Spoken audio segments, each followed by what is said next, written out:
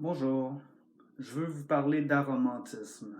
Je suis aromantique et je vais essayer de maintenir mon accent le plus international possible, ce qui risque d'être difficile, je dois l'admettre. Je vais essayer aussi de maintenir ma vidéo à 10 minutes pour pas trop vous embêter. Euh, donc j'ai mon chrono, je suis tout équipé, j'ai tout ce qu'il faut.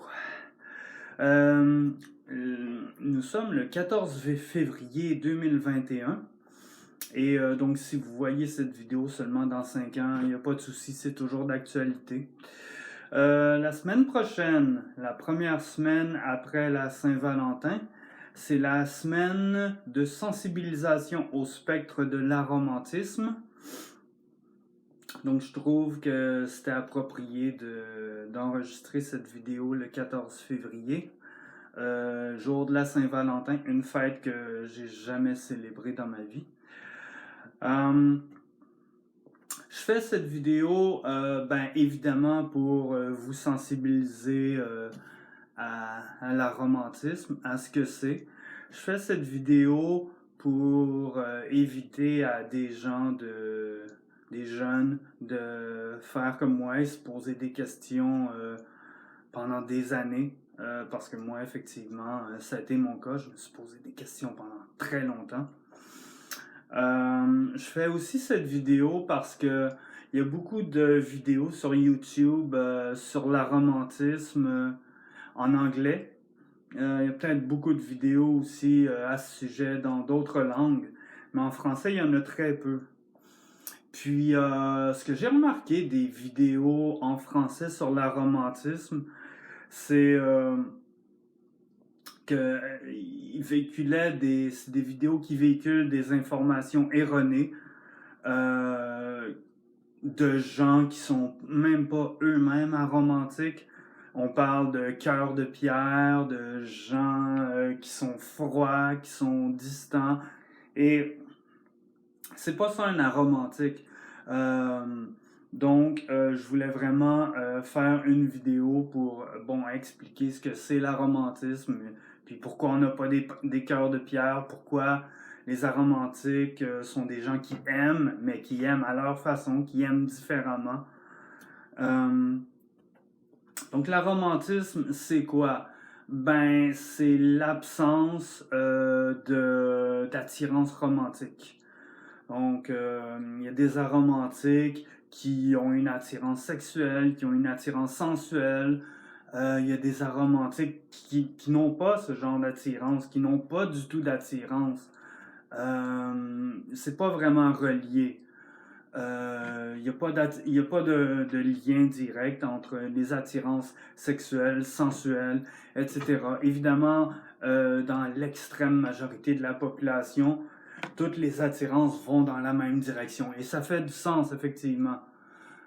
Cependant, dans la communauté asexuelle aromantique, c'est pas toujours le cas. Donc, il y a beaucoup, ça arrive beaucoup plus fréquemment que on va avoir une absence d'attirance, disons romantique, mais on va quand même avoir de l'attirance sexuelle ou sensuelle ou autre. Donc, et à partir du moment où on a une absence d'attirance, ben c'est plus facile de comme découper chacune des attirances. Ça se fait pratiquement au couteau. Parce qu'effectivement, on voit, OK, qu'est-ce qu'on n'a pas en nous versus qu'est-ce que les autres ont en eux. D'ailleurs, c'est un peu de cette façon-là que j'ai découvert que j'étais asexuel également. Parce que on voit dans la communauté aromantique des gens qui draguent, qui datent. Puis moi, c'est pas mon cas.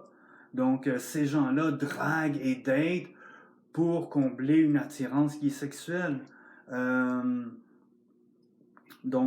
c'est seulement de cette façon-là que j'ai compris que j'étais asexuel. Mais c'est une vidéo sur l'aromantisme.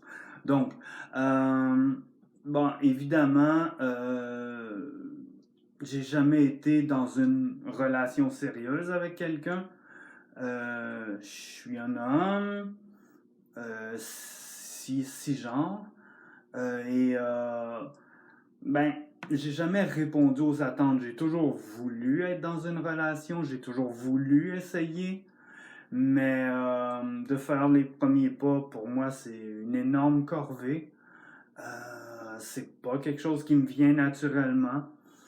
Euh, puis, donc, j'ai jamais eu de besoin à combler, mais j'ai cru que j'avais un besoin à combler parce que c'est ce qu'on nous fait croire dans la société dans laquelle on vit. Euh, c'est valorisé d'être en couple. La société est faite pour qu'on soit en couple, mais chez moi, il a bien fallu à un certain moment que je me rende compte euh, que toute ma vie, je m'étais sauvé, que toute ma vie, j'avais évité ça, et ça avait jamais été par peur d'engagement. Parce que j'ai toujours été, ben, du moins, au cours des dernières années, quoi, j'ai toujours été prêt à m'engager, mais j'ai jamais répondu aux attentes. Euh, Chez les aromantiques, ben, il y a le concept de jalousie. Moi, je comprends pas vraiment le concept de jalousie. J'ai été témoin de comportements jaloux autour de moi, mais j'ai jamais compris ce que c'était. Je suis une personne envieuse. Et encore là, je découpe au couteau l'envie versus la jalousie. Parce que oui, je suis une personne envieuse, je veux ce que tu as. Mais je développe, je suis pas en mesure de développer de sentiments de jalousie. Les aromantiques ont l'impression qu'ils ont que quelqu'un ne peut pas tomber amoureux d'eux. On sait que ça fait pas de sens, mais on a cette impression-là quand même. Et la raison est toute simple, c'est que comme on est aromantique, comme on n'a pas d'attirance romantique, ben, on rencontre quelqu'un qui est intéressant, quelqu'un qui nous attire sensuellement dans mon cas. Il y a toujours quelque chose qui va pas. Il y a toujours cette impression-là de se sentir étouffé qui fait qu'on va se sauver qui fait qu'on va se sauver. Donc il y a toujours quelque chose qui va pas. Et ben, si on se met à la place de l'autre, on se dit, ok, ben, si moi je rencontre quelqu'un d'intéressant et qu'il y a toujours quelque chose qui va pas, comment quelqu'un peut me rencontrer et se dire, ah ben c'est la personne qu'il me faut et avec qui je veux passer le reste de ma vie? Pour moi, ça fait pas de sens. Puis c'est commun chez les aromantiques. Euh, on parle aussi souvent de papillons dans l'estomac. Ben, j'ai toujours essayé de comprendre ce que c'était les papillons dans l'estomac, puis j'ai jamais réussi à comprendre. Donc, essayez pas de me l'expliquer. Le cœur qui bat fort, hein, le cœur qui bat la chamane et tout. Ça m'est arrivé une fois, évidemment, effectivement, ça m'est arrivé une fois, il y a très longtemps.